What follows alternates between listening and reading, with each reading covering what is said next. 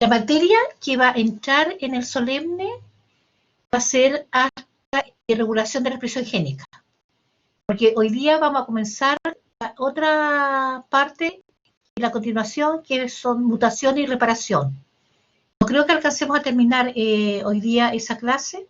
Vamos a dejar entonces para volver a retomar antes del solemne, pero la materia va a entrar hasta hoy día, o sea, hasta la regulación de la expresión génica. Mutaciones y reparación vamos a dejar para el solemne 3, ¿ya?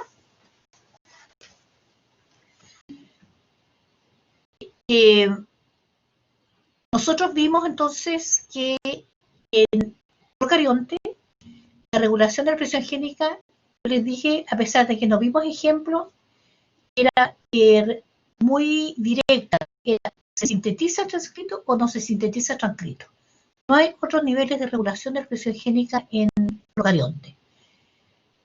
En cambio, en eucarionte es mucho más complejo. Así tenemos distintos niveles a los cuales se puede regular la expresión génica. No, Antonieta, se me olvidó subir este PPT ayer, así que lo voy a subir a hoy día, ¿ya? Entonces, como decía, en eucarionte hay muchísimos más puntos de control de la regulación de la expresión génica. Y eso es muy importante, porque donde se necesita una regulación de la expresión génica, bueno, en realidad en toda la vida, pero donde es muy dependiente del éxito de un embarazo durante el desarrollo embrionario.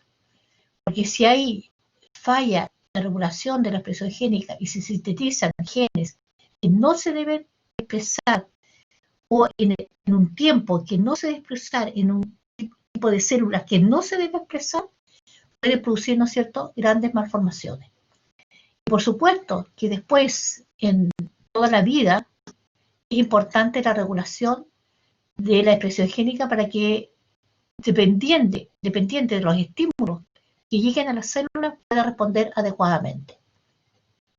Nosotros vimos que había regulación a nivel de la estructura de la cromatina, a nivel de la transcripción, con todos los sitios que hay que pueden ser activadores o inhibidores con la interacción de las proteínas para formar los complejos de remodelación de la cromatina. También vimos que es importante la parte del procesamiento de los RNA, que ahí participan complejos ribonucleoproteicos, que algunos de estos RNA están regulando justamente la eliminación correcta de los intrones. También vimos que, a pesar que nos dimos un ejemplo, que algunos mensajeros pueden quedar en el núcleo y después salir al citoplasma, entonces también hay una pequeña regulación. Y además, vamos a ver posteriormente que se puede sintetizar el mensajero o interaccionar con el citoplasma y no se va a expresar la proteína. Después la misma proteína también puede ser modificada. Nosotros nos quedó pendiente entonces las últimas etapas de regulación y una de ellas es el control a nivel del procesamiento de los RNA mensajeros. Porque además, después que se secuenció el genoma, se conoció más o menos el 90% del genoma, se esperaba que se podían identificar alrededor de 80-90 mil genes. Y sin embargo, se identificaron alrededor de 30-34 mil genes. Hoy en día se sabe que en realidad nuestro genoma codifica para alrededor de 20-22 mil genes. Pero nosotros tenemos muchas más proteínas que 20-22 mil genes. Entonces, se comenzó a investigar y algo que hasta ese momento se pensaba que era una excepción, porque ya se habían encontrado estos splicing alternativos, se vio desde esa época que prácticamente un gran porcentaje de los transcritos primarios sufre estos procesamientos alternativos. Es decir, que no todos los exones van a estar presentes en el mensajero maduro. Entonces, el mecanismo por el cual puede obtenerse de un mismo gen 2 o más proteínas relacionadas se denomina empalme alternativo.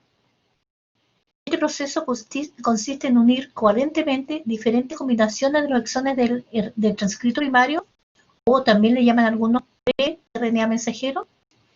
De esa manera se obtienen dos o más mensajeros maduros que llevan entonces distinta información entre ellos.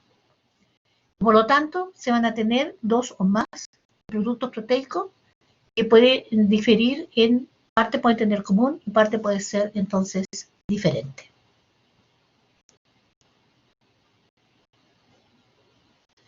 Y aquí se da el ejemplo, y por ejemplo, el gen tiene 3 intrones.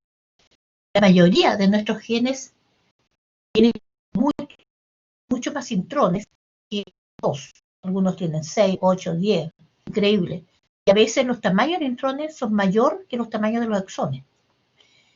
Entonces, aquí se da el ejemplo que tenemos 3 exones y se sintetizan a partir del transcrito primario, que corresponde entonces a este que está aquí. Este sería el transcrito primario, o el pre-RNA mensajero. En realidad ahí hay que colocarle pre-RNA mensajero, o transcrito primario. Se procesa y nos pueden dar 2 mensajeros maduros, ¿ya? Que llevaría uno de ellos los 3 exones y otro de ellos llevaría solamente 2 exones. Y al traducirse, estas 2 proteínas, ¿no es cierto?, tienen parte común, partes son diferentes, pero ya tenemos que a partir de un gen vamos a tener nosotros 2 proteínas distintas. Eso también es diferente a lo del procarionte. En procarionte, un gen es una proteína. En eucarionte, un gen puede ser entonces más de una proteína.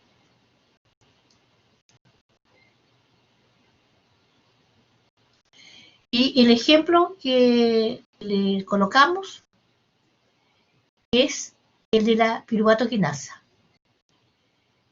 La piruvato quinasa participa, ¿no es cierto?, si ustedes se recuerdan de bioquímica, en la glicolisis, que sucede la agregación de glucosa hasta piruvato en el citoplasma, y se vio que en las células cancerosas tenían una piruvato quinasa que era distinta a la que estaba en las células normales. Y fíjese que el gen de la piruvato quinasa tiene 12 exones, pero hay 2 exones que son excluyentes, es decir, si está el exón 9, no va a estar el exón 10. Si está el exón 10, no va a estar el exón 9. Son mutuamente excluyentes. Cuando está el exón 9, se dice que corresponde a la isoforma M1, y cuando está el exón 10, corresponde a la isoforma M2. Y eso se mostró en un paper que fue publicado, en que ellos hicieron análisis y compararon tejidos normales, como por ejemplo aquí está el tejido muscular, con células que ellos tenían en cultivo, que provenían de algunos cánceres o de células que habían perdido el control de la proliferación, de células transformadas, que son estas otras que aparecen aquí, ¿ya? Y vieron que cuando hacían, esto corresponde a un Western blot. ¿Se acuerdan ustedes lo que es un Western blot?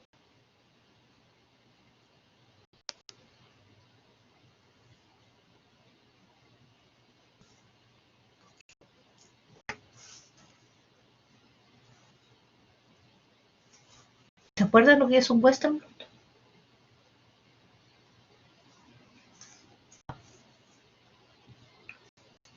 Eso lo vimos en biología celular.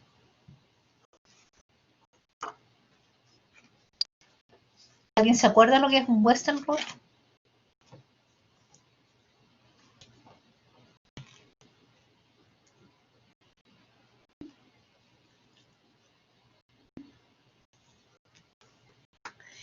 ¿Alguien se acuerda lo que es un Southern blot?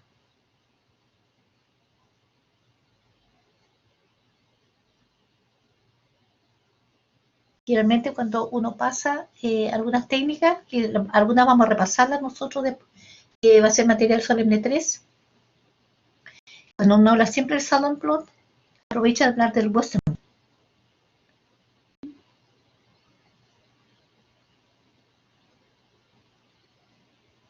voy a hablar ahora del Western, porque el sábado lo vamos a hablar cuando veamos las técnicas, porque después vamos a hacer un par de clases solamente de técnica y para qué se utilizan.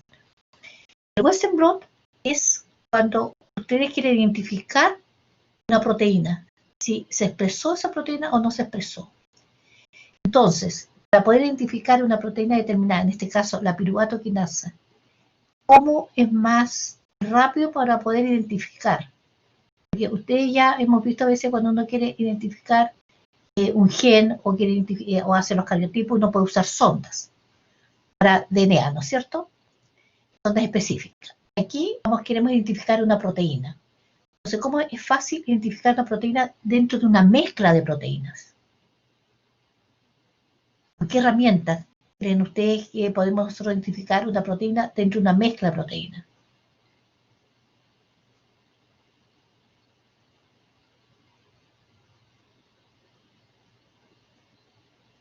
Por ejemplo, aquí si yo hago un extracto celular de estos distintos cultivos que tengo, hago un extracto celular y quiero si ese extracto está en la piruvato quinasa.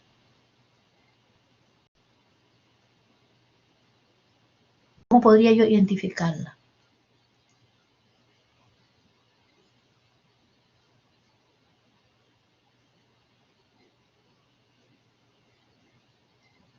¿Qué piensan?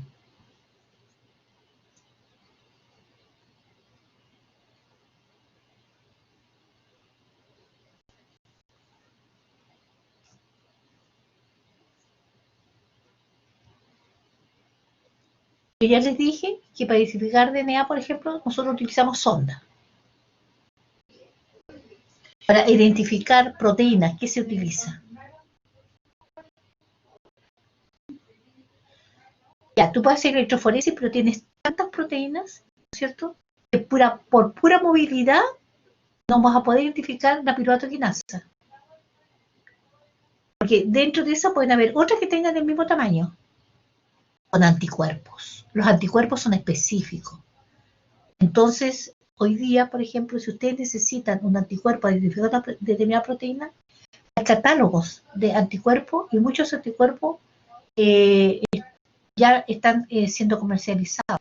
O hay laboratorios que ustedes dicen, yo necesito un anticuerpo de tal proteína y ellos fabrican los anticuerpos. Pueden ser policlonales o pueden ser monoclonales. Entonces aquí tenían los anticuerpos anti la piruvato quinasa. Y ellos hicieron entonces lo que dijo Gerson, una electroforesis, pero después, entonces, ellos identifican las proteínas que están en el gel con el anticuerpo. No directamente en el gel, porque ahí no se une el anticuerpo a la proteína, sino que sobre el gel se coloca un papel de nitrocelulosa y se hace pasar corriente, de tal manera que las proteínas que están en el gel migran al papel de nitrocelulosa. Uno saca el papel de nitrocelulosa y entonces lo revela con los anticuerpos y después uno coloca un segundo anticuerpo con, por ejemplo, un compuesto que uno lo detecta después puede ser por fluorescencia o por cambio de color. ¿Ya? Entonces, eso aquí corresponde al Western blot. Aquí se cortó. Aquí solamente está la banda que corresponde a la reacción positiva. Porque el gel podría ser todo este tamaño del gel y solamente dio el positivo donde está la proteína.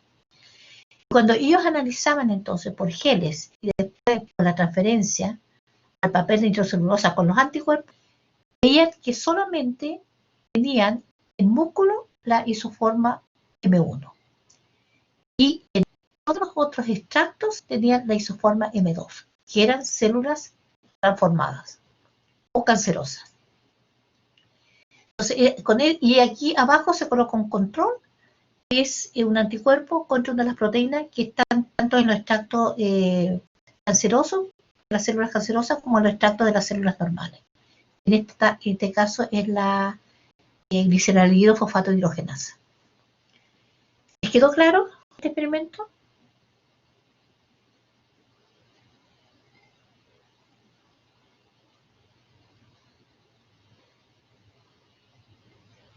Chiquillos, ¿les quedó claro?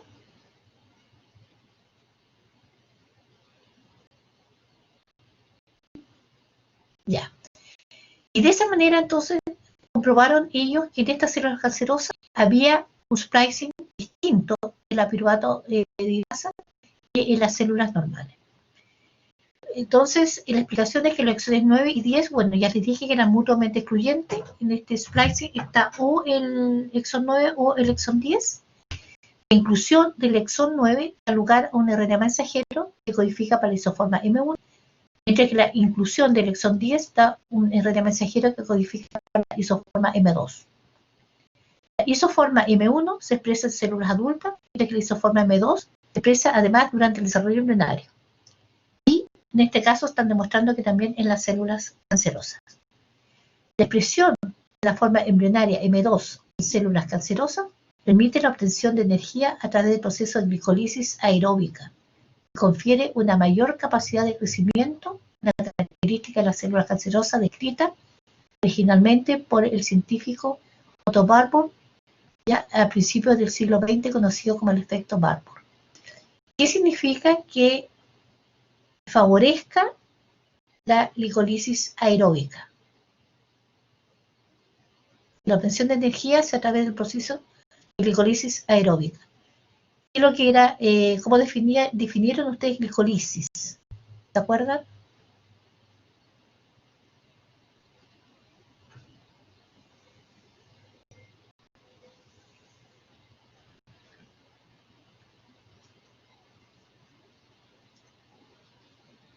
¿Se acuerdan cómo se definió glicólisis?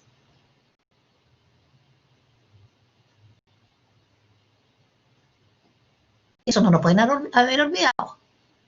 Lo vieron recién este semestre.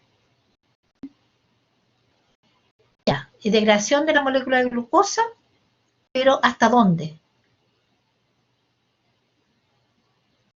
Porque hasta piruvato, ¿no es cierto? Esa es la definición de glicólisis. Pero ese piruvato, ¿qué le puede pasar al piruvato? Se degrada la glucosa hasta piruvato, ¿y qué pasa con ese piruvato?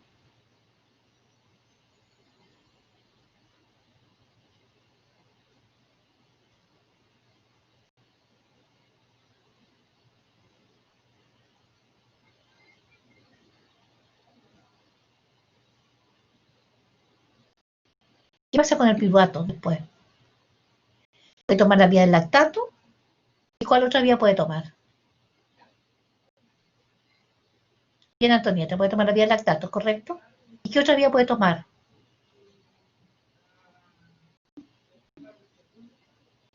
Ciclo de Krebs. O sea, puede entrar a la mitocondria, transformarse en acetil-CoA, ¿no es cierto?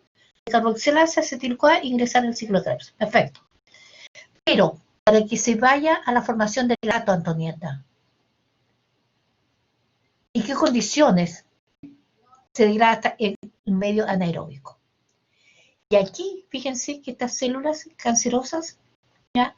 Hay oxígeno como para que el piruvato entre en la mitocondria y vaya a la formación de acetil-CoA, etcétera, y se obtenga energía de ahí. Pero las células cancerosas, se ha visto que la glucosa se degrada a lactato. Entonces, por eso es que se dice que hace una glicólisis aeróbica, porque hay oxígeno, pero un bajo porcentaje, alrededor de un 5, un 10%, hace glicólisis aeróbica. Y todo el resto va a la producción de lactato. Y se ha visto entonces que las células tumorales degradan mucho más glucosa y consumen menos oxígeno. Esa glucosa va principalmente entonces a la formación de lactato. Y esta mayor degradación de la glucosa sirve para hacer un examen para cuando se sospecha, por ejemplo, si hay algunos tumores en algún determinado tejido, se hace lo que se llama la tomografía, que es un tipo de, no sé si decir radiografía, no quiero quemarme, pero se hace en base a la emisión de positrones. Entonces se da un análogo de la glucosa, de la 18-fluor-desoxiglucosa, y esa entonces no es metabolizada, pero sí ingresa a la célula, porque como está necesitando más glucosa, hay una mayor cantidad de glucosa que entra, y ahí entonces en esos tejidos en que hay un mayor consumo de glucosa, aparece una manchita negra en esta tomografía. Y con eso, por ejemplo, se puede sospechar de que hay un cáncer, por ejemplo, a nivel pulmonar o a nivel de algún tejido, porque esos tejidos están consumiendo más glucosa que el resto de las células normales. Entonces, con este análogo se descompone y emite positrones y es que se detecta este examen. Y que se ve entonces como como manchas más oscuras. Eso ustedes pueden ver lo que es una tomografía, por ejemplo, dando este análogo y cómo se ve. Entonces, ese es también lo que se conoce como el efecto de Barbour, en que la glucosa se degrada entonces en presencia de oxígeno a lactato. Y consume más glucosa que una célula normal. Y si uno mide el consumo de oxígeno, es menor que una célula normal. Pero igual un cierto porcentaje ingresa a la mitocondria.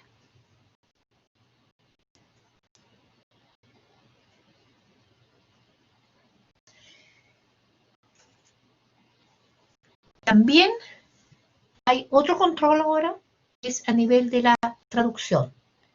Uno tiene que ver, por ejemplo, a nivel de la estabilidad del RNA mensajero. Algunos mensajeros tienen una vida media un poco más larga, otros tienen una vida media más corta. Y ahí se ha visto que está de alguna manera relacionado con este poliA que se agrega a los mensajeros. Que de alguna manera protege a los mensajeros de la acción de nucleasas. Las nucleasas son, ¿no es cierto?, enzimas que van a romper la unión fosfodiéster. Y hay nucleasas específicas para RNA y hay nucleasas específicas para DNA. Y entonces, de alguna manera, es como una protección. Otro mecanismo que también regula a nivel de lo directamente de la traducción es la unión de microARN. Nosotros en la clase de ayer hablamos de la importancia de los RNA no codificantes largos y de los RNA codificantes cortos, y que estos microARN, entonces, que son de alrededor de 22 nucleótidos, tienen una cierta complementariedad con la región algunos 3' de los mensajeros, y de esa manera estos mensajeros, cuando interaccionan con estos microRNA, se inhibe la traducción o pueden ser degradados. Y también puede regular la traducción de los mensajeros, porque pueden haber proteínas que se unen a estos mensajeros. Y ese ejemplo es el que vamos a ver ahora. Aquí tenemos, por ejemplo, que la tasa de traducción del RNA mensajero que codifica para la proteína ferritina ya, está regulado por este tipo de control. Así, por ejemplo, cuando la concentración intracelular de hierro es baja, hay una proteína, se hablaba hasta hace poco tiempo de una proteína represora, pero ahora se identificó que corresponde a la aconitasa, que se une entonces a una secuencia del mensajero, y esa secuencia se le llama que corresponde a un elemento de respuesta al hierro, provocando entonces que haya un plegamiento y con eso se bloquea la traducción. Entonces, cuando la concentración de hierro es baja, tenemos esta proteína represora que regula que no se codifique entonces para esta proteína. Y cuando sube la concentración de hierro, entonces interacciona con esta proteína represora, sale y el mensaje puede entonces leerse y sintetizarse la ferritina. Y si bajan nuevamente los niveles de hierro, nuevamente se inhibe la traducción.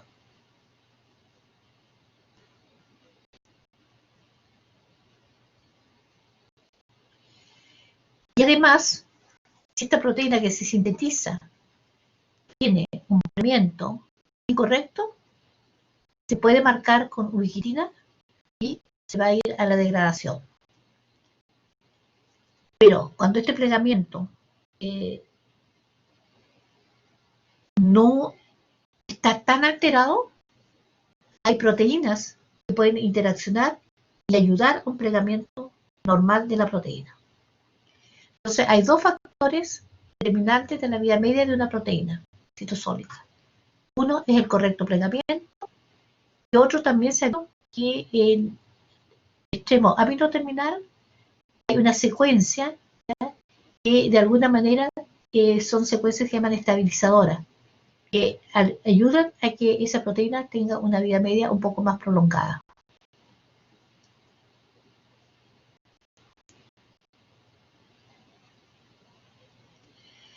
Con respecto al plegamiento anómalo, entonces, cuando ya no se puede, digamos, corregir ese plegamiento, las proteínas se ubiquitinan. Y eso no solamente para las proteínas que, por ejemplo, eso lo vimos nosotros también cuando, pero eso fue en biología, cuando vimos que se sintetizaban las proteínas a través del retículo endoplasmático rugoso, y vimos que también había un mecanismo cuando no se plegaban correctamente, se ubiquitinaban y se degradaban. Entonces, la ubiquitinación es para cualquier proteína que esté mal plegada. Y la ubiquitina es una proteína pequeña, ¿ya?, pero se pueden unir varias de estas ubiquitinas, un residuo de la proteína. Y de esa manera, entonces, se dirigen al protosoma y van a ser degradadas. Cuando se puede recuperar el plegamiento, cuando es poco, están estas proteínas que yo le llamé chaperona, que ayudan entonces a que se pueda recuperar la estructura normal de la proteína. El protosoma es un complejo formado por muchas proteínas que cuando las proteínas son ubiquitinadas se direccionan a este protosoma y entonces se rompen las uniones peptídicas y se liberan oligopéptidos.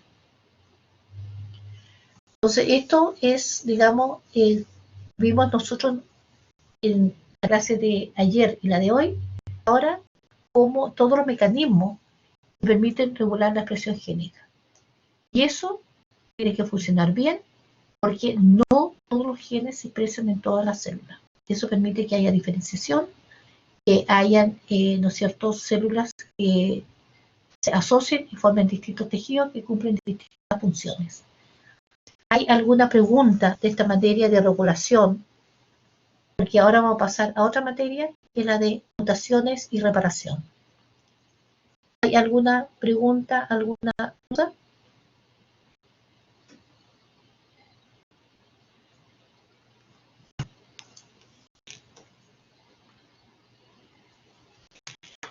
Sí, mientras yo voy a cambiar, digamos, la clase y voy a cambiarme ahora a mutaciones.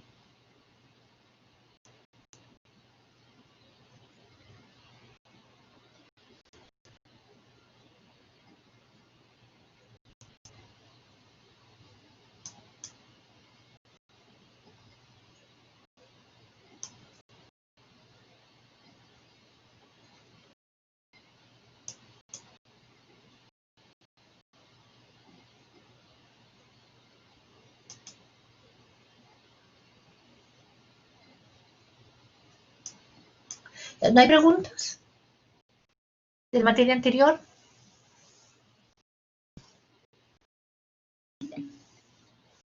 Ya, hasta ahí entra para el solemne 3. Lo que vamos a ver ahora va a quedar para el, perdón, para el solemne 2. Lo que vamos a ver ahora es para el solemne 3, ¿ya? Entonces, en el solemne 2 entra desde genética de poblaciones hasta regulación de la expresión génica. Toda la materia entra para el solemne, que va a ser entonces volviendo de la semana que tienen para consolidar el conocimiento que se le llamó el día jueves en el horario de clase. Entonces ahora vamos a entrar a mutaciones y reparación. Vamos a hacer una pequeño, podríamos decir como glosario, a ponernos de acuerdo en algunas definiciones. En general, ¿no es cierto?, mutación es cambio en la secuencia de los ácidos nucleicos de un organismo.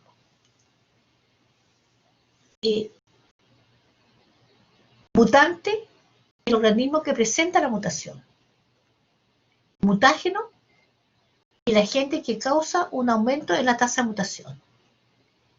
Ese mutágeno, ¿no es cierto?, puede ser externo, como puede ser también por el mismo metabolismo, por ejemplo, se produzcan radicales libres y se produzcan, en ese caso, por ejemplo, mutaciones espontáneas. Como también van a haber mutaciones inducidas justamente por la presencia de estos mutágenos que van a ser agentes que van a estar aumentando la tasa de las mutaciones comparado con las mutaciones espontáneas. También mutaciones somáticas es que las que suceden en cualquier tipo de célula tejido en que no va a haber entonces repercusión en la parte de herencia, en los hijos. ¿Por qué? Porque estas mutaciones no se van a heredar. Así, en ese caso, vamos a tener como consecuencia individuos mosaicos que podemos decir que pueden poseer dos líneas celulares diferentes con distintos genotipos. Cuando antes se haya dado la mutación en el desarrollo de un individuo, mayor será la proporción de células con distintos genotipos. En el supuesto que la mutación se hubiera dado después de la primera división del cigoto, o sea, cuando recién se produjo la fecundación, en ese caso, la mitad de las células del individuo adulto tendrían un genotipo y la otra mitad otro distinto. Pero ¿qué es lo que se ha visto? Se ha visto que en general las mutaciones van aumentando a medida de que aumenta la edad del individuo. No se nace, ¿cierto? No nace con un determinado genotipo, pero uno puede tener, por ejemplo, algunos genes ya mutados que vienen de la parte heredada del padre o de la madre, pero a lo largo de la vida de uno pueden haber, ya sea por intrínsecos que se provocan mutación espontánea o por ayuda del medio ambiente, algunos mutágenos que estén aumentando entonces la incidencia de las mutaciones. En caso de las mutaciones en la línea germinal, ahí van a estar afectados la formación de los gametos, van a estar con mutaciones, y esas mutaciones son las que se van a transmitir a la descendencia. También vamos a hablar aquí de mutaciones silenciosas, que es cuando hay un cambio en la secuencia de nucleótidos, pero no hay un cambio en el fenotipo. Entonces, vamos a ver el por qué sucede eso, porque en estas mutaciones, el hecho de que el código genético sea degenerado, esos cambios pueden producir el cambio de algún aminoácido similar, o incluso lo que no produzca un cambio de un aminoácido, que codifique para el mismo aminoácido. Pero otros pueden producir entonces cambios en que sí se puede ver afectado la estructura tridimensional de la proteína y el fenotipo. O sea, ahí ya no podemos hablar de mutación silenciosa. Mutación silenciosa es cuando no hay efecto.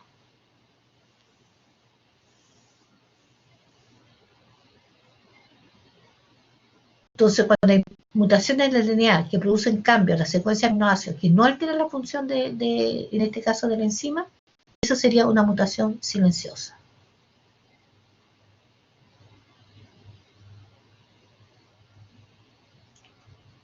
¿Alguna pregunta?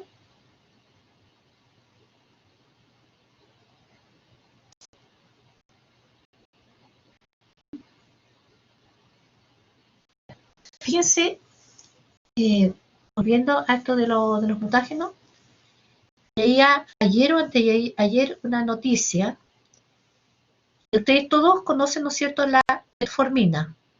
A lo mejor en su familia alguno de la familia lo toman, o a lo mejor algunos de ustedes también lo pueden tomar. es cierto? Es para un tipo de diabetes que le dan metformina, entre ellos la resistencia a la insulina.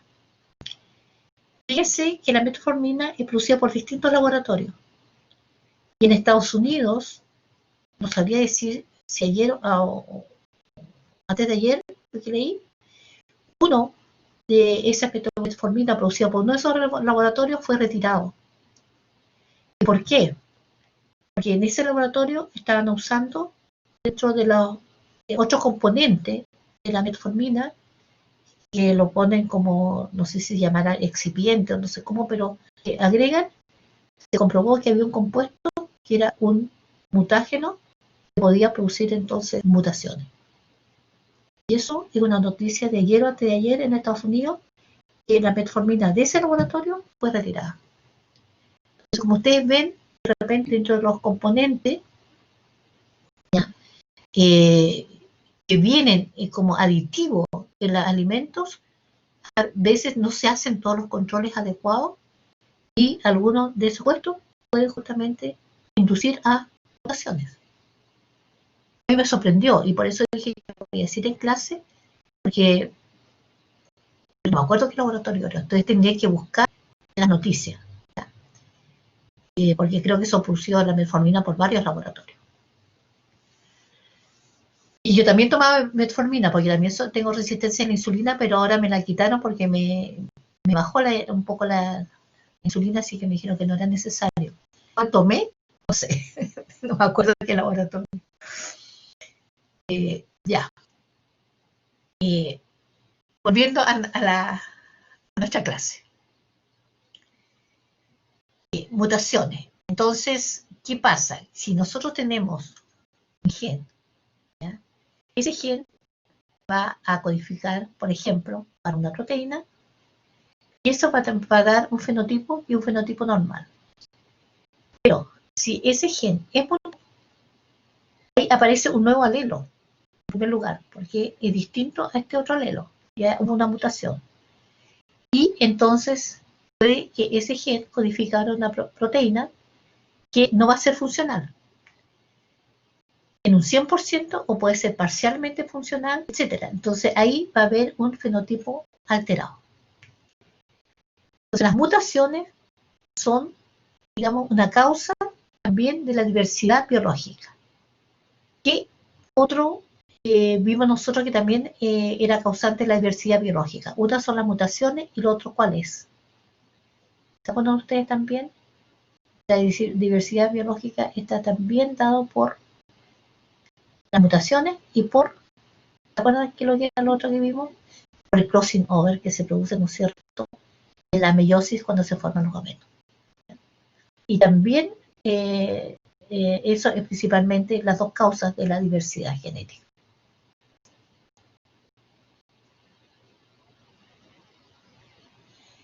Entonces, se ha resumido que hay 5 fuentes principales de mutaciones. Uno, que se producen errores durante la replicación. Vamos a ver luego lo que son los tautómeros. Otro, que se produce por daños químicos o físicos y que inducen daños en el DNA. Otro, porque pueden haber inserciones, deleciones e inversiones. En general, los errores en la replicación y el daño en el DNA tienen dos consecuencias. Uno, que produce cambios permanentes en el DNA, en esa célula que se produjo ese daño, y esa célula al dividirse va a seguirlo transmitiendo. Y el otro, ¿no es cierto?, es que puede también impedir que el DNA funcione adecuadamente para que se exprese la información genética, incluso puede alterar la replicación. Por lo tanto, el reto de las células es doble. Debe revisar el genoma a los efectos de detectar errores en la síntesis y el daño al DNA. Debe corregir las lesiones volviendo al estado original del DNA. Es decir, cuando hay reparación, ya se corrige el error y no hay mutación. La mutación es cuando no hay reparación, cuando falló la reparación del ADN.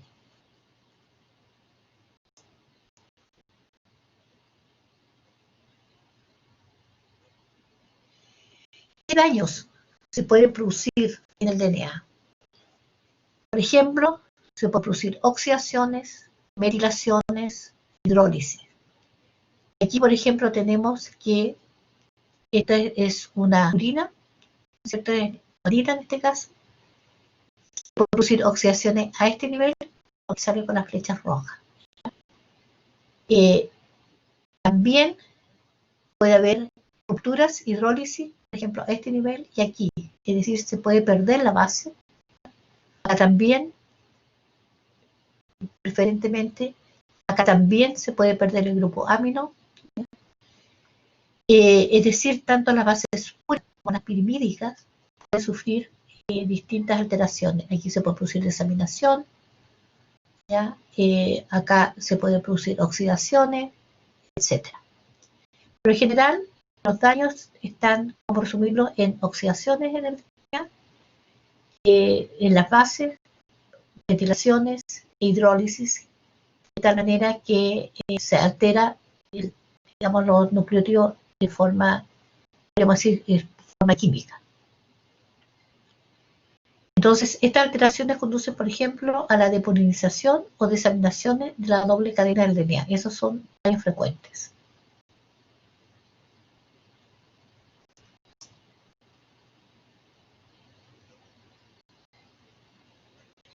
Entonces, estas lesiones requieren reparación.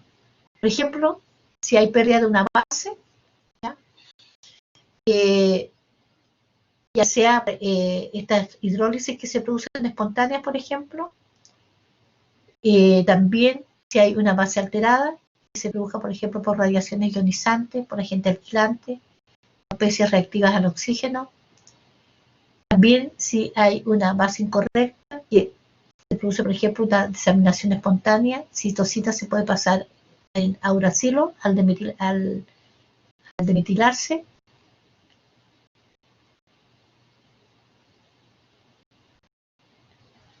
Al desaminarse. Si se metila es la timina que pasa a uracilo. La citosina puede pasar a uracilo por desaminación. La adenina puede pasar a hipoxantina. Y eso entonces puede producir errores en la replicación. También pueden producirse depresión de inserciones, por ejemplo, si hay unos agentes que se logran intercalar en el DNA, como por ejemplo naranja-dactilina y proflamina, eso favorece que haya que se incorpore o que se pierda base en el momento en que se está replicando el ADN. También por radiaciones ultravioletas se producen niveles de pirimidina y por radiaciones ionizantes o agentes químicos se puede producir ruptura de la cadena. Entonces todos esos daños requieren reparación. Por lo tanto, se necesita un sistema de reparación activo. Entonces hablamos de mutaciones espontáneas que se producen directamente dentro de la célula por el mismo metabolismo, que se producen radicales libres, etc. Y también pueden ser mutaciones inducidas, cuando hay agentes externos. Estas mutaciones pueden ser puntuales, en que ahí se habla que hay transiciones, por ejemplo, cuando se cambia una purina por una purina, una pirimidina por una pirimidina. Esas son, entonces, por transición. Y se habla que es de transversión, cuando se cambia una purina a una pirimidina, o al revés, una pirimidina a una purina. Aquí están lo que son las transiciones y lo que son las transversiones. Errores durante la replicación por apareamiento ilegítimo de bases se puede producir porque también las bases pueden tener formas tautoméricas, ¿ya? En que puede pasar de forma cetónica a inólica. Estas bases normalmente están en la forma cetónica, pero cuando pasan a la forma enólica, aparecen en forma diferente. Y también hay distintos errores de apareamiento cuando hay desaminaciones, depurinaciones o daños oxidativos. Estos entonces son los tautómeros, que son isómeros, que se diferencian solo en la posición de un grupo funcional y en la formación de los puentes hidrógenos. Por ejemplo, aquí tenemos, lo normal es que la timina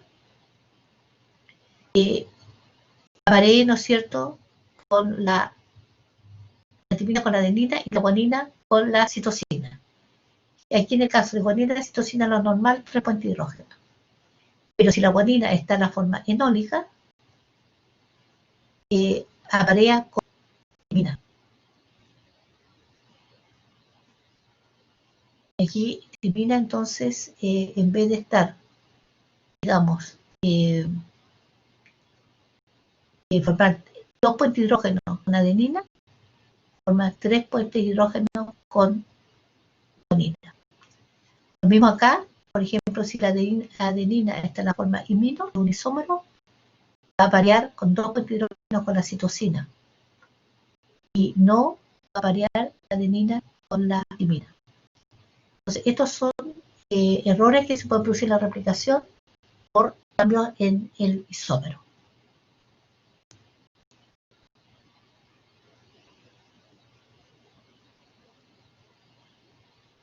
¿Cuáles pueden ser los efectos cuando hay estas mutaciones puntuales en la proteína? Hablamos de las mutaciones silenciosas, en que puede cambiar el triplete por el mismo aminoácido o por un aminoácido similar, porque uno no lo logra detectar porque el fenotipo de esa proteína puede ser inalterado.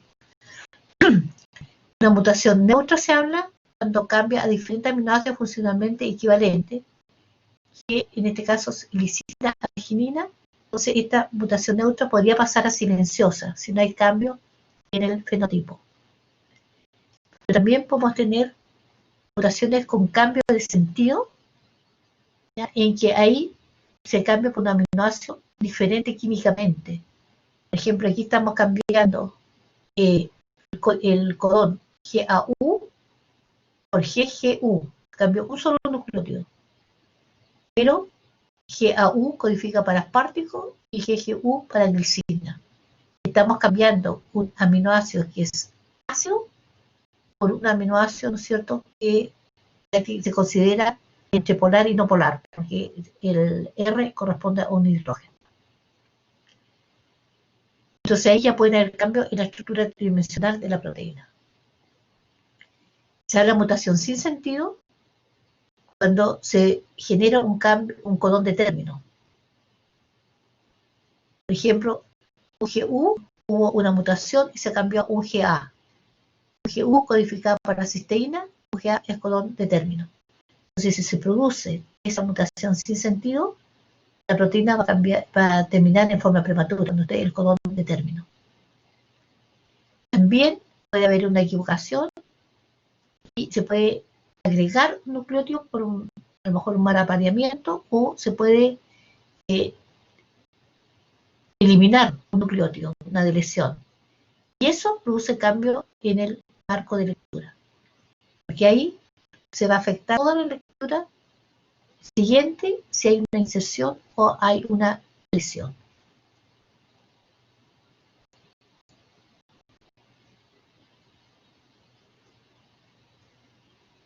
Así entonces, aquí aparece que lo sucede cuando hay una adición.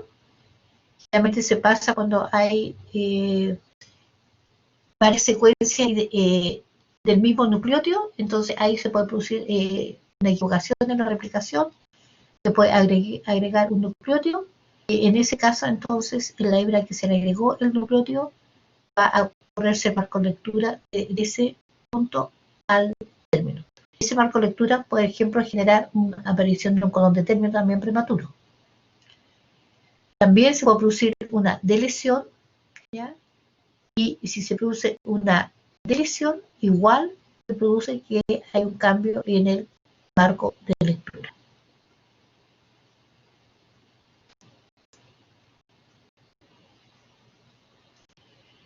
Entonces, estas mutaciones espontáneas son las principales causas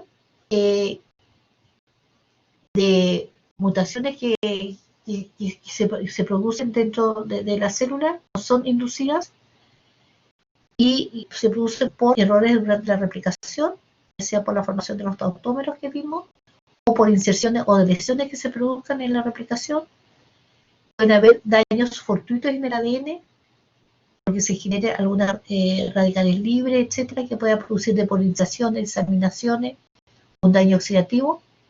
Y también vamos a ver al final de esta clase que hay lo que se llama los elementos transponibles, que son secuencia o parte de nuestro genoma que puede pasar de un lugar a otro.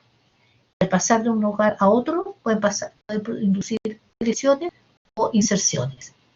Y eso entonces van a producir estas mutaciones variables.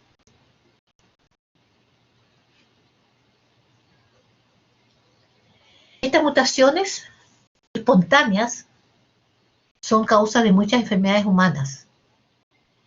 Por ejemplo, mutaciones con cambio de sentido, que eso es uno de los ejemplos que yo siempre les doy, y que ahí hay un cambio de glutámico por valina. Y ese cambio es solamente del cambio de un nucleótido, pero el codón ya no va a codificar para el glutámico, sino que va a codificar para valina. Y eso hace que la estructura de la hemoglobina cambie y tenga menor afinidad por oxígeno. Esa enfermedad corresponde a la enfermedad que se llama anemia falciforme. Tenemos también la alcaptonuria, en que ahí se acumula el ácido homogentísico y las personas que tienen esa enfermedad, la orina se les pone oscura. Tenemos la fenilcetonuria también, en que ahí está afectada, ¿no es cierto?, el metabolismo de la fenilalanina. También se pueden producir deleciones. Se ha visto que algunas causas de estas deleciones están entre secuencias repetidas. Entre secuencias repetidas a veces se producen deleciones, y eso, por ejemplo, es causa de la encefalopatía mitocondrial, de la enfermedad de Fabry. Esto corresponde al gen que está en el cromosoma X.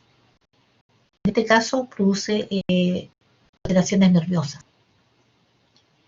También se puede producir, fíjense, expansiones de trinucleótidos.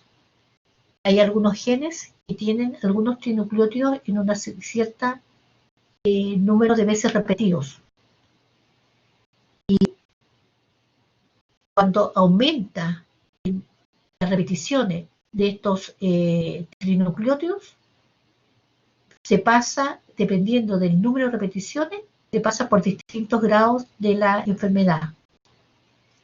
Por ejemplo, en el caso del síndrome del X frágil, el trinucleótido que se repite en el cromosoma X, en un locus que se le llama el locus FRM1, en la secuencia CGG. Esa secuencia está repetida un cierto número de veces de forma normal.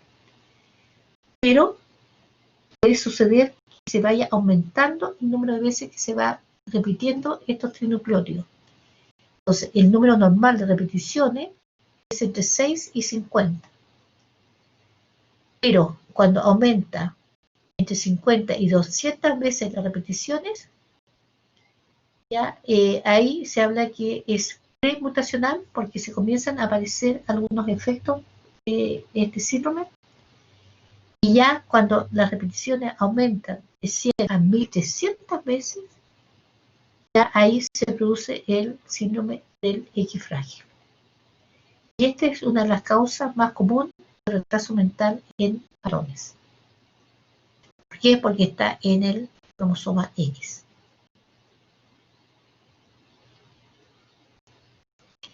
Hay otras enfermedades que también tienen este ejemplo de repeticiones, como la corea de Huntington, que también es una enfermedad neurodegenerativa en la edad adulta, y también se produce porque se van aumentando el número de estas repeticiones. En este caso, el trinucleótido que se repite, SAG, está ubicado cerca del telómero del brazo corto del cromosoma 4. El número de repeticiones normal es entre 11 y 34. El número de repeticiones en los enfermos varía entre 42 y 100. Entonces, a medida que va avanzando del número normal, se va presentando esta enfermedad, digamos, por distintos grados.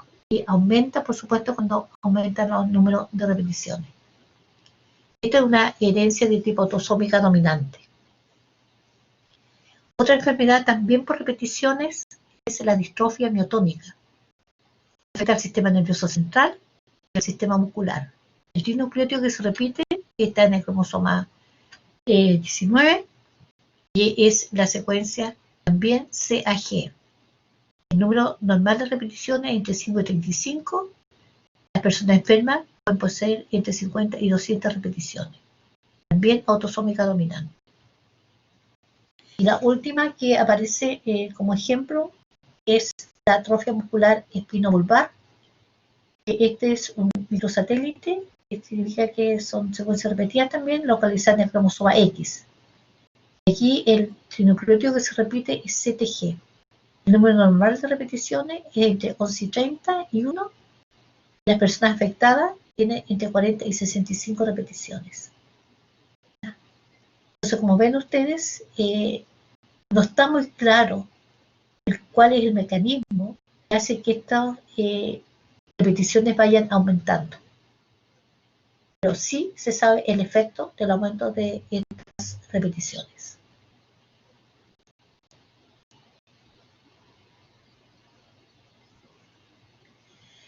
Y así hay algunos agentes entonces que actúan produciendo determinadas mutaciones. Por ejemplo, el etilmetanosulfonato, que se abrevia MS, produce transiciones C-A a T. Y la nitrosoguanidina produce transversiones, por ejemplo, GC-A-A. En general, hay otros agentes mutagénicos, como por ejemplo en que se reemplaza una base, el 5-bromuracilo, ya que uno a veces lo utiliza mucho en algunos experimentos. Este compuesto 5-bromuracilo es un análogo de timidina, de la base timina, del nucleótido timidina. Y entonces, si uno lo utiliza como sustrato para cuando uno está estudiando, por ejemplo, replicación, en vez de dar timina, uno utiliza 5-bromuracilo, se va a agregar cada vez 5-bromuracilo cuando correspondía a timina. Pero el 5-bromuracilo en su forma cetónica empareja con adenina, mientras que la forma enólica empareja con guanina. Entonces ahí se van a producir alteraciones en apareamiento de base y vamos a tener entonces cambios en algunas bases durante la replicación. Tenemos otro ejemplo, la 2-aminopurina, que también es un análogo de la adenina. Por lo tanto, se puede utilizar y va a reemplazar a la adenina en el momento que haya replicación y aparea entonces con timina, pero en la forma hípino, pareja con citosina. Y esta entonces va a producir también cambios que están dentro de las transiciones.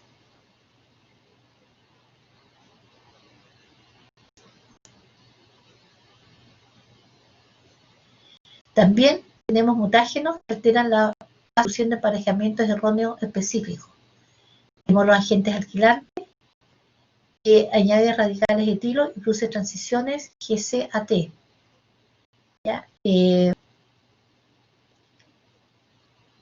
La nitrosoguanidina añade radicales metilo y produce también transiciones. La hidroxilamina produce transiciones también GC-AT. Iones bisulfito y ácido nitroso producen desaminaciones. Entonces, hay distintos agentes que por distintos mecanismos pueden estar produciendo entonces alteraciones y cambios en nucleótidos. Que si la célula tiene un buen sistema de reparación, puede corregir estos errores.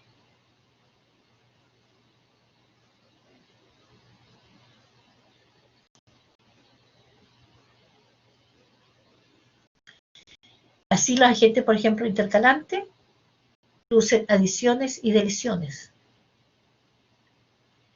Hay otros que producen pérdida del emparejamiento específico, ya que actúan dañando la base nitrogenada y incluso pueden afectar la replicación. Entonces, hay muchos compuestos cancerígenos que producen estos tipos de alteración. Y ahí se habla a veces de agentes mutagénicos y agentes cancerígenos. Agentes mutagénicos son agentes que están de alguna manera alterando y producen cambios en la secuencia, que puede, dependiendo de donde se produzcan, producir daños.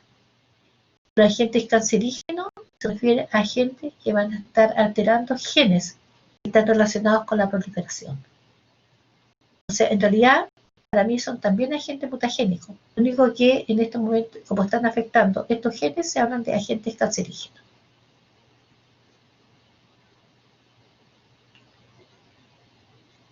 Cuando se producen estos daños, entonces existen lo que se llama mecanismos SOS, que algunos daños pueden ser reparados, pero hay otros daños que no pueden ser reparados. Entre los daños que pueden ser reparados son los daños con ultravioleta. Si el daño es muy grande, tampoco va a ser reparado.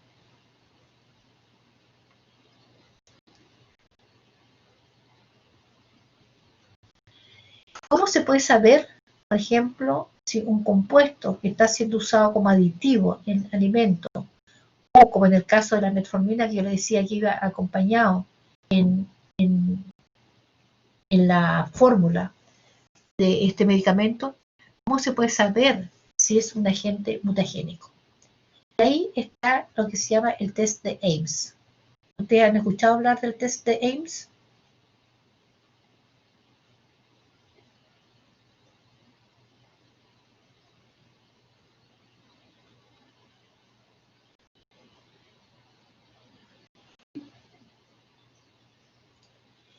Es un test que se usa bastante, incluso hoy en día, porque se utilizan bacterias y se ve entonces si estos agentes pueden inducir mutaciones en la bacteria. La bacteria que se utiliza en el test de Ames es la Salmonella typhimurium, que es histidina negativa.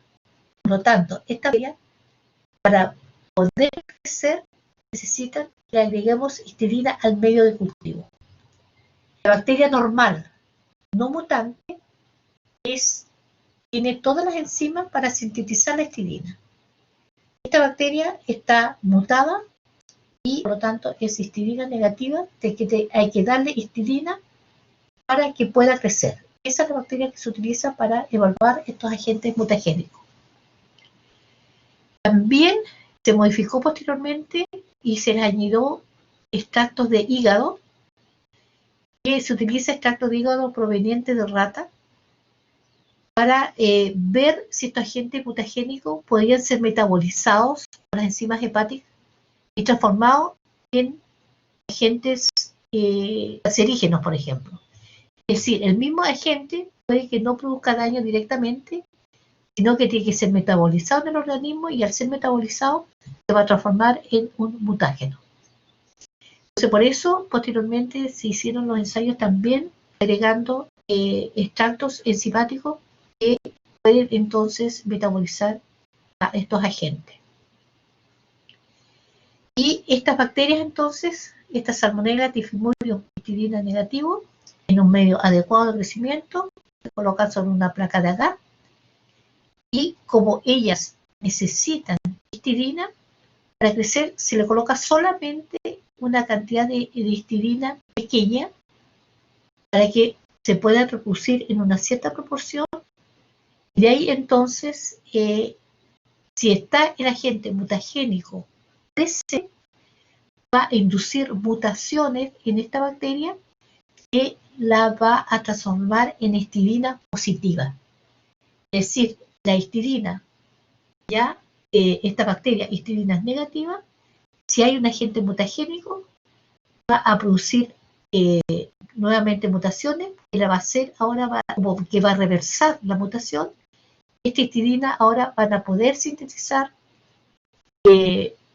estas bacterias van a poder sintetizar la histidina y van a ser independientes de que en el medio haya histidina. Entonces el medio tiene solamente una pequeña cantidad de histidina para que se puedan reproducir, para que el mutágeno pueda actuar y después esta bacteria se pueda seguir reproduciendo porque la histidina ya se consumió. Siempre hayan sufrido la mutación. Entonces cuando la histidina se agota, son las bacterias que hayan mutado para pueden tener la capacidad de producir su propia histidina y pueden sobrevivir. Entonces, después que uno hace el experimento, incuba la placa por 2 días y se ve entonces la cantidad de colonias que aparece.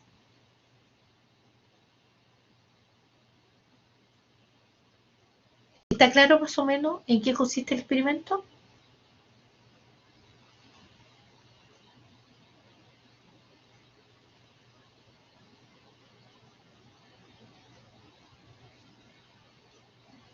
Chiquillos.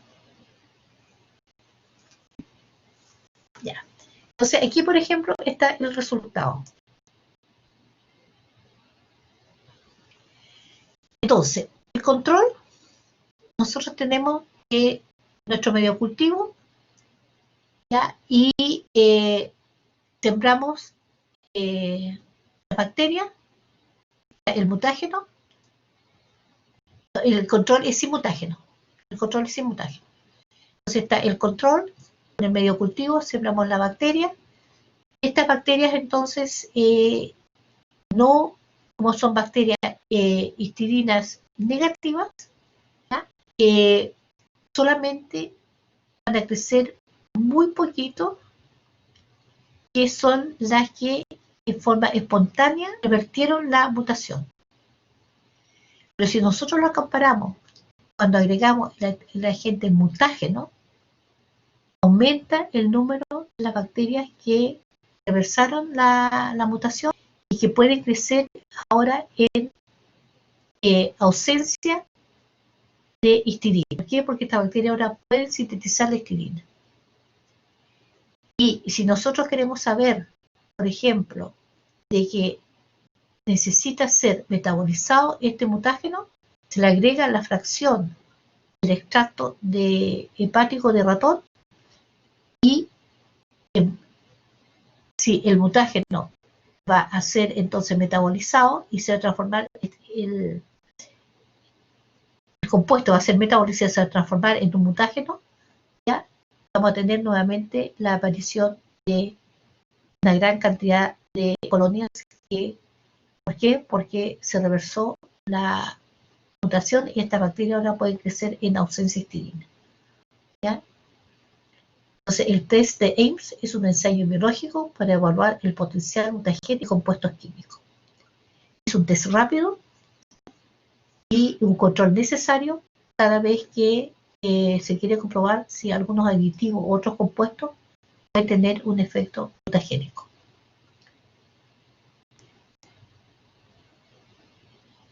Y aquí es el mismo resultado, pero con una pequeña modificación en que aquí la prueba de Ames se aplicó entonces para analizar ahora en no toda la placa, sino que se coloca en el centro. En el centro se coloca entonces el agente mutagénico y va a difundir, ¿ya?, hacia las partes exteriores de la placa y se ve entonces que aquí todo este era un agente que produjo, digamos, cambio, era un agente mutagénico, ya que las bacterias crecieron en ausencia de histidina y por supuesto están más concentradas donde está la mayor concentración del mutágeno. Este mutágeno se coloca aquí al centro y va a difundir, se va a ir diluyendo a medida que estamos viendo hacia los extremos de la placa. Entonces, si la sustancia química es mutagénica, se forma un anillo colonia alrededor del sitio central, ya que ahí hay mayor proporción entonces de la concentración del mutágeno. También hay otras maneras en que se puede utilizar, no solamente con bacterias, sino que ver directamente, por ejemplo, efecto de algunos compuestos si producen daño en el desarrollo embrionario o también si producen daño posteriores. Uno de los ensayos que se ha utilizado es, por ejemplo, el erizo de mar. Ustedes pueden utilizar óvulos y espermios de erizo de mar son fáciles de obtener.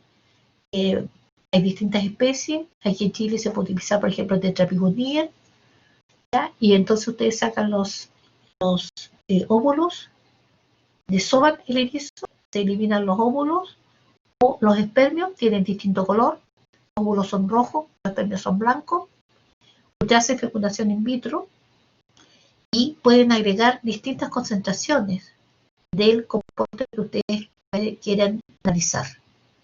Pueden ver, por ejemplo, si se altera las primeras divisiones embrionarias o si se alteran las últimas partes de las divisiones embrionarias, que en el caso del erizo se puede llegar en el laboratorio hasta el desarrollo de Proteus. No se produce la diferenciación posterior, pero sí se puede llegar hasta el desarrollo de Proteus. Nosotros en el laboratorio, cuando yo trabajaba en la Universidad de Concepción, hicimos análisis de metales para ver el efecto de cadmio, mercurio y cobre y una serie de metales. Tuvimos un mini proyecto para ver el efecto de estos compuestos durante el desarrollo embrionario. Y lo analizamos a distintas dosis de los metales. Eso también se aprovecha en otros laboratorios para ver algunos agentes y ver si afecta, por ejemplo, en los primeros momentos del desarrollo embrionario, pero en este caso in vitro, ¿no es cierto?, en el laboratorio. También se pueden hacer estudios, por ejemplo, con cultivos celulares, ver si un agente afecta, por ejemplo, la mitosis o la replicación. También se puede utilizar. ¿Se fijan? Entonces hay una serie de ensayos que se puede evaluar si afectan estos compuestos, pero una cosa es que afecte la replicación, otra cosa, ¿no es cierto?, es que este daño se produzca, sea permanente, que no sea reparado y que se transmita a las distintas células somáticas que se están dividiendo, o en el caso cuando uno lo ingiere, las personas jóvenes pueden afectar, ¿no es cierto?, el desarrollo de, en el caso de los varones, los espermios. Entonces hay que tener mucho cuidado.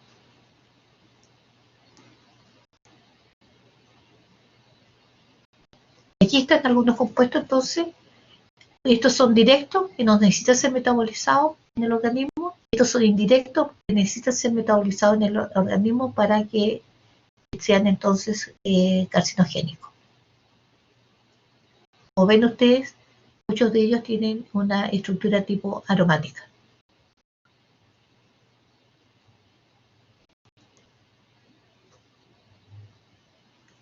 Por lo tanto, la mutación, si es reparada, desaparece. La mutación, cuando no es reparada, permanece.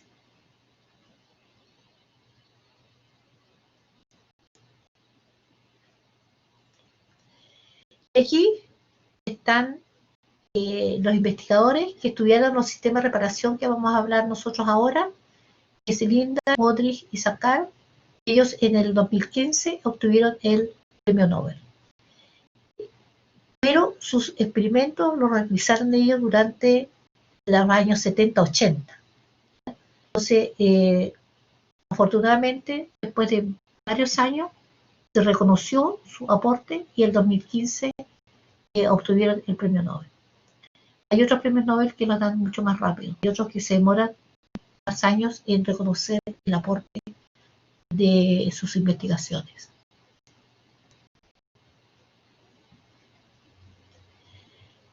Y aquí, entonces, como repaso, tenemos que hay distintas maneras en que se pueden producir daños en el DNA y ese daño es permanente cuando no es reparado. Por eso aquí se dice, el DNA puede ser dañado de muchas maneras. Este daño solamente conduce a una mutación cuando no es reparado. Y el daño significa que hay un cambio químico en el DNA, se cambia una base por otra base, se desamina, etc. Mutación, entonces, cuando ese cambio quedó en la secuencia del DNA.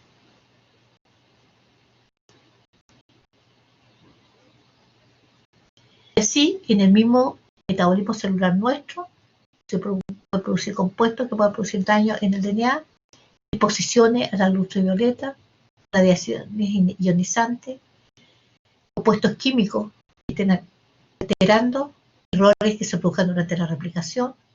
Entonces, todo eso están produciendo algún daño al DNA. Y si no es reparado, puede entonces producir alteraciones en los puntos de control del ciclo celular, puede producir alteraciones en la proliferación, puede producir problemas en la expresión de algunos genes, problemas en la apoptosis, etc. En general, también hay mecanismos y si el daño es muy grande y no hay algunos genes mutados, se puede entonces la célula alcanzar a responder y puede esa célula llevarla a la apoptosis. En general, hay distintas maneras de reparar el DNA. Puede ser por reversión directa, excisión de bases, excisión de nucleótidos, reparación cuando hay un error en el apareamiento y también reparación por recombinación homóloga. Nosotros vamos a ver 3 ejemplos de los sistemas de reparación.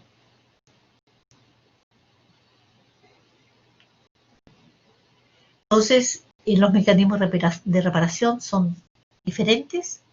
Tenemos el de fotoreactivación, es la ruptura de los dímeros de pirimidina por acción de una fotoliasa que se activa mediante la luz visible, y eso es producido, ¿no es cierto?, cuando el daño se produce en los dímeros de pirimidina, como en el caso de la luz ultravioleta.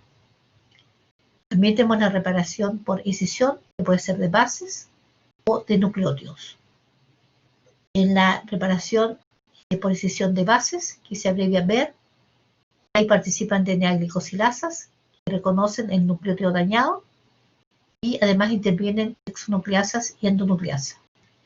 Y en la reparación por escisión de nucleótidos, que se abrevia NER, ahí necesita otra hebra como molde para entonces poder reparar la porción eliminada y agregar los nucleótidos correspondientes, y además intervienen entonces endonucleasa y la helicasa. Esos mecanismos son los que vamos a desarrollar, y estos mecanismos son los que les dio el premio Nobel a los investigadores que yo les mostré. Hay otros mecanismos más, los vamos a ver. Así, por ejemplo, hay una reparación directa de daños al DNA por fotoreactivación. Cuando hay 2 pirimidinas, en este caso aquí aparece timina, juntas en la misma hebra del DNA, por radiación ultravioleta se puede producir una unión covalente entre las 2 pirimidinas. Y ahí se habla que se producen en este caso los dímeros de timina. Entonces hay un sistema de reparación para este daño que se activa en presencia de luz, por eso se llama fotoreactivación. La enzima que participa es la fotoliasa. Esta enzima detecta el daño, se une a esta región, ¿ya? Se activa por absorción de la luz y entonces rompe la unión covalente entre los dímeros de timina. De ahí la enzima se disocia y el DNA queda reparado. También es dependiente esta enzima del FAT reducido. Entonces, este es un tipo de reparación para esta enzima que se activa por luz. La fotoliasa que rompe entonces esta unión covalente. Es una reparación directa. Los otros 2 mecanismos de reparación es el de escisión de una base o escisión de un nucleótido. Ya es un poco más complejo porque necesitamos más enzimas. Por ejemplo, aquí tenemos nosotros, teníamos originalmente una citosina y se produjo una desaminación, en vez de la citosina quedó un uracilo. Aquí, en este sistema de escisión de bases, es que se elimina solamente la base. Y aquí está esta glicosilasa que yo les nombraba en una de las diapositivas anteriores, Y esta glicosilasa entonces es la uracil, tenía glicosilasa, saca la base. Solamente aquí está la base eliminada y queda la hebra. Aquí está entonces la desoxirribosa y está la unión fosfodiéster. Entonces aquí participa una endonucleasa, una fosfodiesterasa que sacan el azúcar, porque aquí, ¿no es cierto?, solamente se perdió la base, quedó el azúcar y la unión fosfodiéster. Entonces se elimina el azúcar, ¿ya? Y se rompe la unión fosfodiéster y queda entonces ausente el nucleótido que fue eliminado. Y ahí viene la adenina polimerasa y agrega entonces el nucleótido que va a ser complementario a la guanina. Viene la adenina ligasa y sella, vuelve a formar la unión fosfodiéster. De esa manera entonces se reparó el daño solamente reemplazando la base. Eso se llama reparación por escisión de base. El otro tipo de reparación es por escisión de nucleótidos, porque aquí hay una fracción mayor de nucleótidos que se elimina. Este otro tipo de reparación también, por ejemplo, por luz ultravioleta, se forman los dímeros de timina o de pirimidina, aquí aparece entre citosina y timina. Y aquí entonces, primero hay un apareamiento normal, hay una nucleasa que reconoce ese apareamiento normal y corta cercano al daño. Corta acá y corta acá y se elimina un fragmento. Este fragmento generalmente es alrededor de 12 a 20 nucleótidos. Entonces aquí eliminamos todo el fragmento. Se elimina ese fragmento y hay que reparar esta región ahora.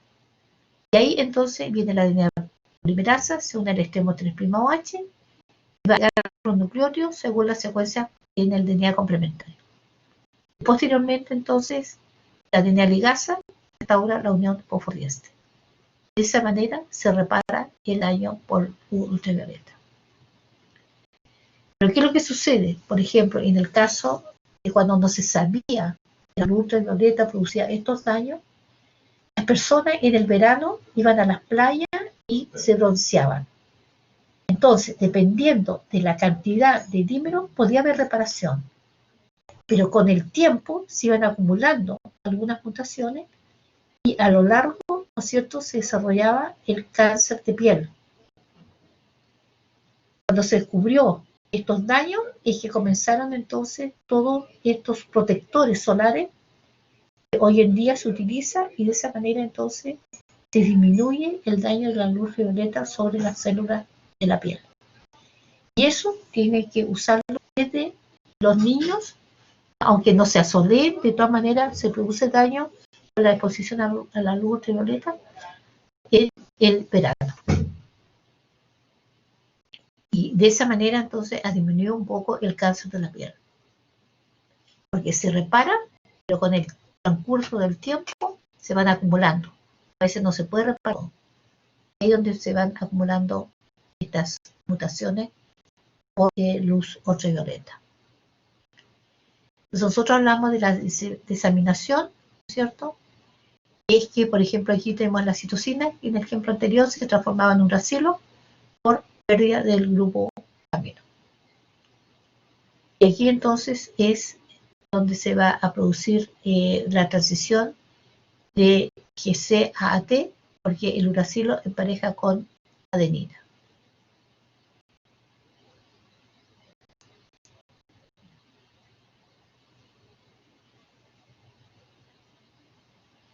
Y ahí está la reparación que nosotros hablamos de la glucosidasa de uracilo, que entonces elimina el uracilo.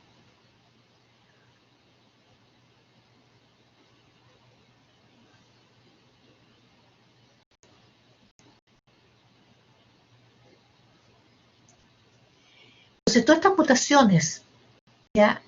Si son somáticas, no van a ser transmitidas a la descendencia. Si las mutaciones son germinales, sí van a ser transmitidas a la descendencia.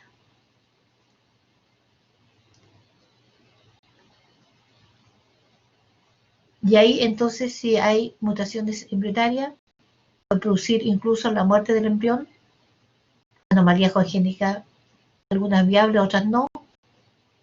Pueden haber, ¿no es cierto?, en embrionaria muerte celular, transformaciones, aparición de cáncer. En los casos de mutaciones germinales, también puede haber muerte embrionaria, anomalías congénitas viables, algunos son portadores de mutaciones, etc. Si una persona tiene antecedentes familiares de algún tipo de cáncer, lo más probable es que ella alguna de esas mutaciones las herede, pero no desarrolla el cáncer a menos que durante la vida aparezcan nuevas mutaciones.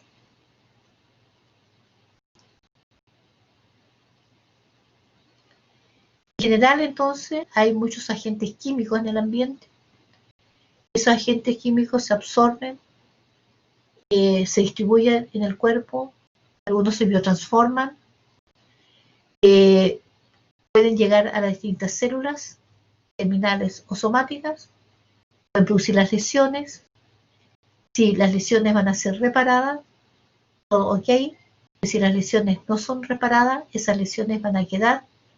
Esas lesiones entonces pueden llevar a muerte celular, a mutaciones y a cáncer.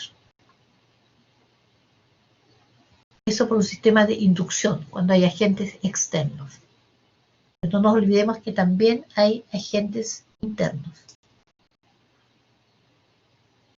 Entonces, uno habla generalmente de carcinogénesis, distintas etapas, y que tenemos una célula normal, hay un daño del DNA, va a ser reparado, tenemos la célula normal, pero si el daño no es reparado, ya podemos tener una célula que tenga una mutación que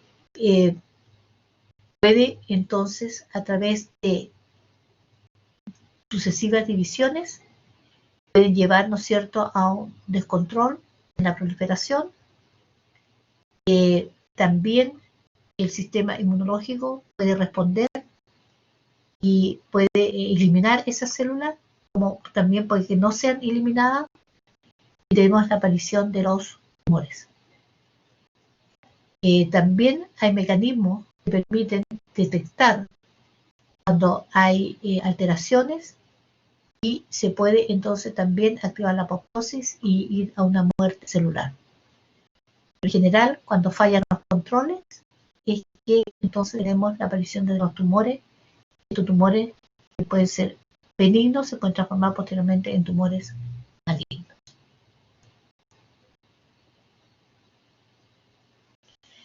Y ahora vamos a hablar un poquito de los transposones, que son estas secuencias que pueden ir cambiando de lugar.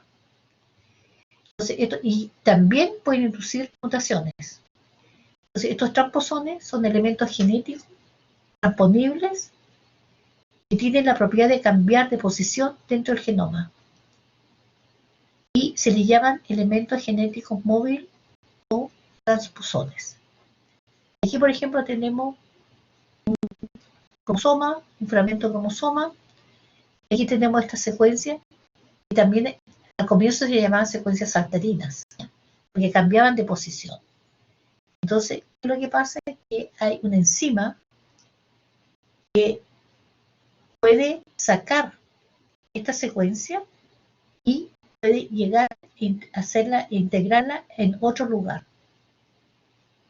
del cromosoma. Y, por ejemplo, esta secuencia puede integrarse dentro de un gen, y entonces va a alterar ese gen. ¿Se fijan?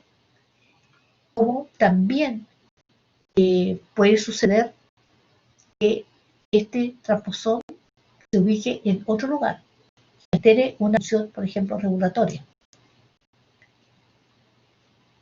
Entonces, cuando el transposón cambia de posición y abandona el lugar en que estaba, en ese sitio se produce una deleción o pérdida de bases. Si el elemento transponible estaba insertado en el interior de un gen, ese gen estaba mutado, ahora al salir de esa región, puede que se recupere la función del gen. Pero si ese transposón ahora, al cambiar de posición, se introduce dentro de un gen, entonces ahí va a haber alteración en ese gen y se va a producir una pérdida de función de ese gen. Entonces, estos elementos transponibles están ubicados en un lugar. Esta enzima corta este fragmento y lo lleva y lo integra en otro lugar. La investigadora que descubrió estos elementos transponibles recibió también el premio Nobel. El apellido es Martin algo así es el apellido de esta investigadora. Entonces la enzima se llama la transposasa, se une a los extremos del transposón y cataliza entonces el movimiento de estos fragmentos de una parte del genoma que produce el corte y el pegamento en otra parte del genoma. Aquí entonces está el mecanismo en que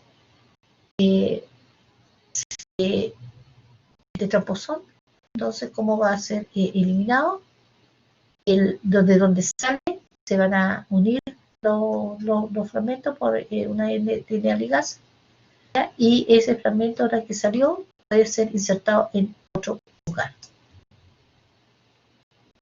Por lo tanto, el transposón modifica el ADN de sus inmediaciones, ya sea arrastrando un gen codificador, porque también puede llevar más información de un cromosoma a otro, o haciendo que desaparezca de todo. Por consiguiente, los elementos genéticos transponibles pueden producir mutaciones. ¿Ya? Aquí tenemos, por ejemplo, de acá, este transposón va a ser transportado a este otro lugar. Entonces, con esto ya terminamos todo lo que tiene que ver con las mutaciones y con la preparación. Esta materia no entra para el solemne 2, va a quedar pendiente para el solemne 3. ¿Alguna pregunta? ¿Alguna inquietud?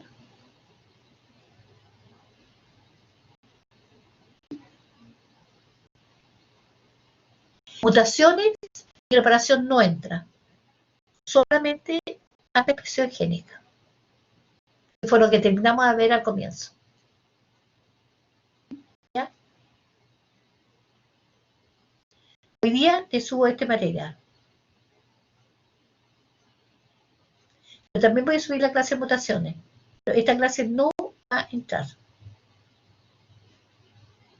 ¿Ya?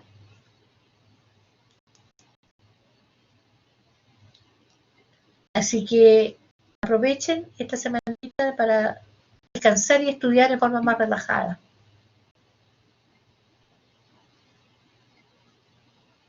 Mañana les toca laboratorio y ahí ya pueden relajarse este fin de semana. El lunes ya retoman el ritmo, pero de forma más relajada. Salimos de la cuarentena, igual síganse cuidando, porque el coronavirus nos sigue acompañando. Así que, chiquillos, no se confíen. ¿Ya? Nadie sabe cómo se responde al coronavirus. Algunos responden muy bien, pasan asintomáticos, se han llevado algunos la sorpresa que cuando se miden los anticuerpos, resulta que tienen IgG positiva. O sea, tuvieron el virus, pero no tuvieron ningún síntoma. Pero hay otros, ¿no es cierto?, que nos afectan más, en forma más drástica, incluso algunos están con ventilación. Así que, chiquillos, no se confíen. Esto puede ser para todos. Algunos tienen mejor sistema inmunológico, otros tienen no tan buen sistema inmunológico. Así que tenemos que aprender a convivir con el coronavirus, pero cuidándonos. Yo creo que tenemos que andar con mascarilla y con alcohol gel por un año, por lo menos en el bolsillo.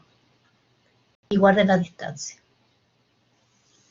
Si se juntan, no se junten más de 5. Ojalá que se hagan los anticuerpos para saber cómo están y síganse cuidando, chiquillos. Que les vaya bien. Cualquier duda, ustedes tienen mi mail, me pueden escribir.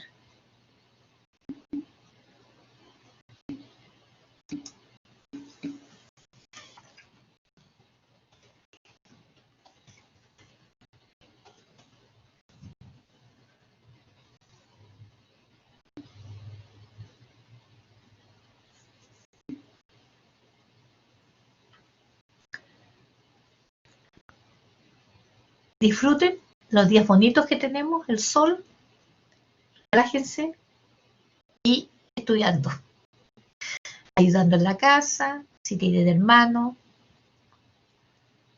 ayuden a sus hermanos con sus clases online también que tienen. Así que chao, chiquillos.